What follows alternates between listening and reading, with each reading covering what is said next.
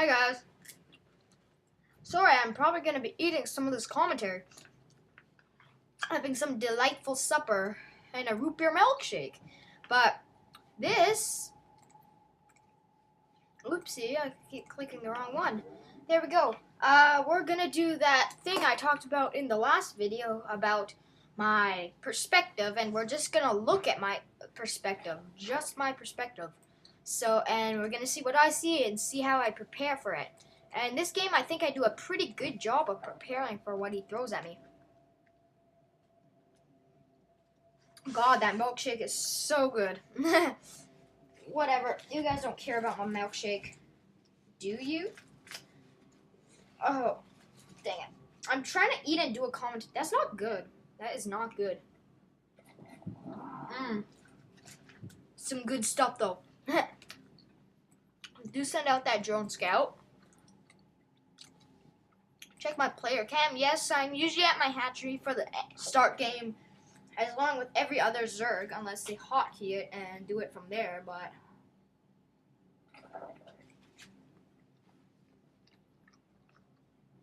Might as well look at your hatchery, though.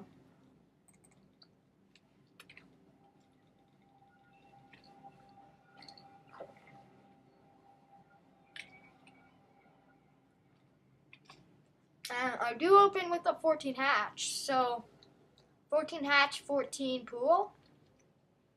I think that's what it is. I'm trying to switch up my build. I usually go 14 pool. That's what I feel safe with. But 14 hatch is really good. You get that economy boost and it leads to winning a lot of your games. So it can really help going for a 14 hatch. I do get my scout in. See, he's building two gateways, and a pylon, and see his gas, and see that he's right there. So that's that. And I do see that he's walling off. That's another thing. Walling off, what you're going to want to do is you're going to want to try to just probably bust down that pylon by either getting roaches or banelings. And that's one thing I also did wrong this game. I really didn't try to bust down that wall. Basically, this game I was just droning up. And always have to go for that gas steal, piss him off. Well, I don't really think it pisses people off that much. But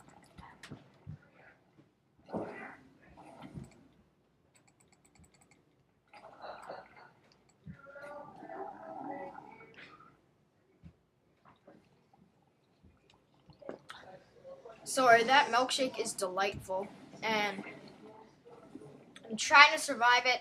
He brings him away because he thought he killed it, but that is the beauty of the gas steal.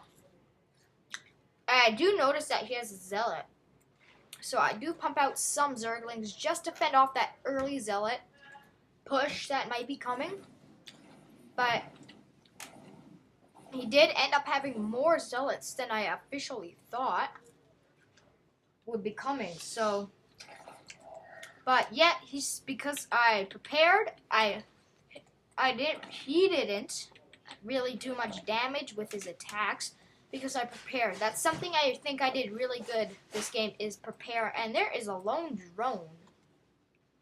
Ideal worker. Yes, ideal worker. Go get that guy.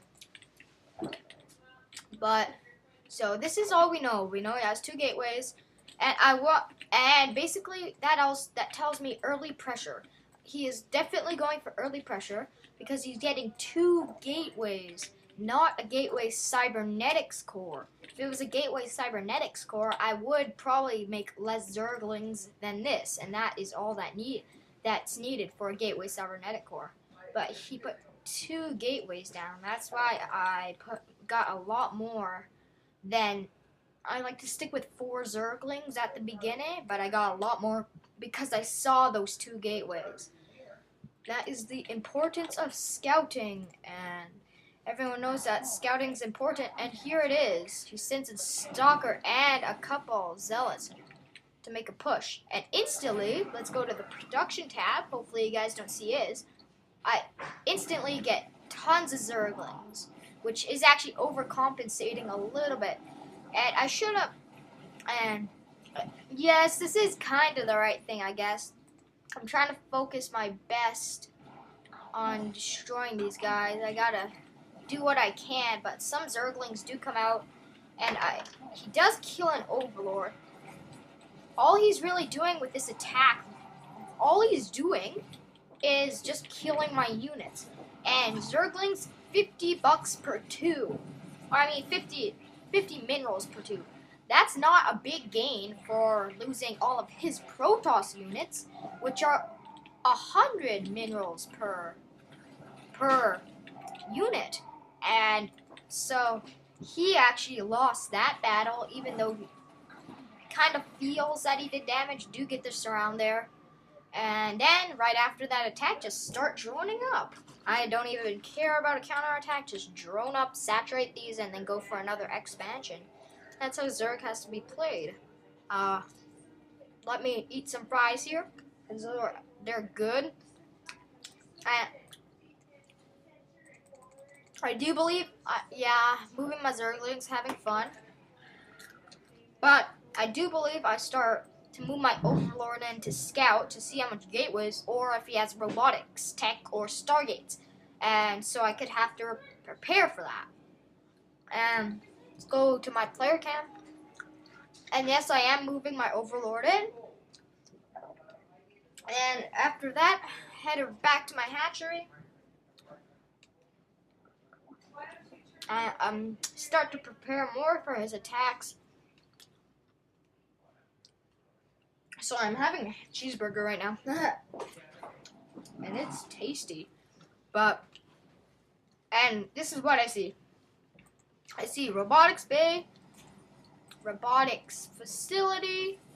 I don't really see that observer there. I see a Twilight Council, and I see 2 gateways. So he is going 2-gate robo, which 2-gate robo Twilight Council. And he does end up moving in. He takes the smart route, and I don't know why he got an Immortal. A really stupid move on his part. Because Zerglings, if they could get a surround, that Immortal is good and good enough dead. And I do try to move my Spinecrawler, otherwise I have none, and then nothing. Then let's go back to production, and 22 Zerglings would easily handle this. And they just get a nice surround. And right here, I do such poor micro. I change them from one to another. If they would have just stayed on their target, they would have at least killed this Zealot at a whopping 1 HP. A 1 HP Zealot, 1 HP death. But after holding that off, very little gain. Just destroyed a Spinecrawler, 100 minerals. That did some damage to my hatchery. But he, with not a lot of gain, he's not gaining anything by doing this. He thinks he has victory because he's killing my units. But these units are just so dirt cheap. He's spending all his minerals on getting that. And it's just not working out for him. So then, I do see he has a robotics base. So what do I do because of that? I get a Spire. So I could get some Corruptors and shoot down that Colossus when I see it. And I forget, but there might end up being a Colossus in this game. I can't remember. This game was from a while ago. I just remember demonstrating some good scouting skills and techniques. And then I also throw down a Roach Warren because these Zerglings were doing pretty good at fending off attacks, but yeah, they did pretty good, but I need some better higher tier units out other than just straight Zerglings. So get a Spire, get a Roach Warren. Have my bleeding hatchery, which I may drop a transfuse. I am getting a queen though. And yeah, shortly after pops, get that, get all of that. I do check for his expansion timer, and with an Overlord, you always want to do that. And once he's expanded, once you see that he's starting to expand, that means he has 400 minerals, and he's going to have to cut the production of one of his things. So that's actually a really good timing window to attack when he's just expanding. That's good. I do have an Overlord set here to watch the rocks. In just case he tries to be sneaky, breaks down both of these rocks, which rarely happens. And as you can see, almost basically fully saturated at both bases. Blech. Sounded like a retard there. Both bases. And I do believe and yes, I see there's some probes mining, so I'm like, that's not gonna happen. Die. Then I see he has a ton of zealots, and then I'm like, yes, because if we go to production, I have 5 mutas, and zealots can't attack here, and also roaches are going counter zealots. So all those zealots are going to either be muta and roach food, because roaches demolish zealots, and zealots can attack mutas. So it's the best of both worlds, and I am going to transition into that muta roach. And he tries to get rid of that overlord, that pesky overlord. But it's too good for your stalker, I'm sorry. And what else? Let's see, what am I doing? I am at, is that me? Am I at 84 supply, or is that him at 84?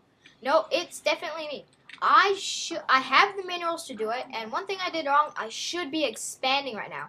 But the thing is, he's moving out. All of these units got completely demolished. So what I do is I bring all my mutas right here, and what I saw is a ton of zealots and 1 colossus. And that's what's moving out of the map, and I'm like, none of those can attack air. It's automatically my win because of this. Then I see all of these trying to pick off that observer there, and then he can't attack these mutas, so I just fend him back. Then I do get some roaches to reinforce, and let's see how much time's that, and that's that. The dreaded counterattack with mutas, and add some roaches into the mix too, and you got a indestructible army. And instantly go for the stalkers as soon as you see them. They're the only ones that can actually attack air, and you're definitely going to want to get those things down. And he's like, let's make this down to the wire, bring all the zealots in. But roaches are hardcore counters to the zealots. So basically the game is completely over right now. He can't attack these mutas. These zealots won't get past my roach wall. These mutas are going to do everything, just destroy their base. I do end up just going for their economy, making it hurt. See, these roaches are getting the job done. They are getting put up pretty quick, but I still have this much right here. And even more spawning. So this build would be completely enough, along with the spine crawler, to take care of those zealots. And right about now, he leaves the game. So hope you guys enjoyed that. That was a standard game versus a gold player. And I find that I could give a Protoss a run for the money, but Terran who goes MMM build, I don't know how to counter that. Post a comment if you're a Zerg player on how to counter the MMM build. Marine Marauder Medivacs. Let's see what he actually had. No, he had everything I scouted, so scouting is completely key, and he should have hid the tech right here. Otherwise, I would have completely known that. But, yeah, that's the game, and I hope you guys enjoyed it, and I'll see you guys later.